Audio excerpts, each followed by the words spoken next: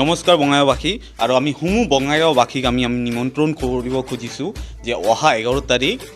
অৰ্থাৎ ছানডেত আমি kite festival আয়োজন কৰিবলৈ গৈ আছোঁ ইমাৰ্চন গাৰ্ডেন তাতে আৰু লগতে তাতে আপোনালোকে যোনে ৰেজিষ্ট্ৰেশ্যন কৰা নাই আমাৰ তলত নাম্বাৰ আছে নাম্বাৰ দিয়া আছে আপোনালোকে তাতে অতি সোনকালে ৰেজিষ্ট্ৰেশ্যন কৰি লওক আৰু তাতে কাইট ফাইট হ'ব দেন ডেক'ৰেটিভ কাইট কম্পিটিশ্যন আছে আৰু কিছুমান প্ৰাইজ ডিষ্ট্ৰিবিউশ্যন হ'ব আৰু আপোনাৰ কেছ প্ৰাইজো পাব। হয় নমস্কাৰ বঙাইগাঁওবাসী ৰাইজ, আমি অহা 11 তাৰিখত আমি কাইট ফেষ্টিভেল সেইদিনা পাতিম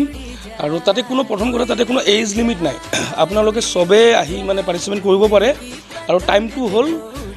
11 তাৰিখ 8:30 মৰ্নিং, একদম সেই টাইমতে চবে আহিব লাগে আৰু এইটো আমাৰ 4th টাইম হয় ন, এইটো 4th টাইম হয়, চবে আহিব, কোনো এজ লিমিট নাই, চবচে ভাল কথা এইটোৱে আৰু গুড্ডি যোনটো কয় চিলা উৰাই চবে ভাল পায়, তো আহিবৰ কাৰণে অনুৰোধ জনালোঁ। এড্ৰেছ হ'ল প্ৰথমটো আমি বঙাইগাঁৱৰ মানুহ পুৰণা মানুহ মটৰ গাড্ডা, এতিয়া নামটো বদলি হৈ গৈছে ইমানচোন ঘাট, তো তাতে চবেই আহিব আৰু টাইমটো হ'ল 8:30 মৰ্নিং 11 তাৰিখে আৰু ৰেজিষ্ট্ৰেশ্যনটো আৰম্ভণি আমাৰ এতিয়াৰ পৰাই হৈ গৈছে মুকলিত, তলত দিয়া নাম্বাৰ আছে, আপুনি তাতে ৰেজিষ্ট্ৰেশ্যনটো কৰিব পাৰে।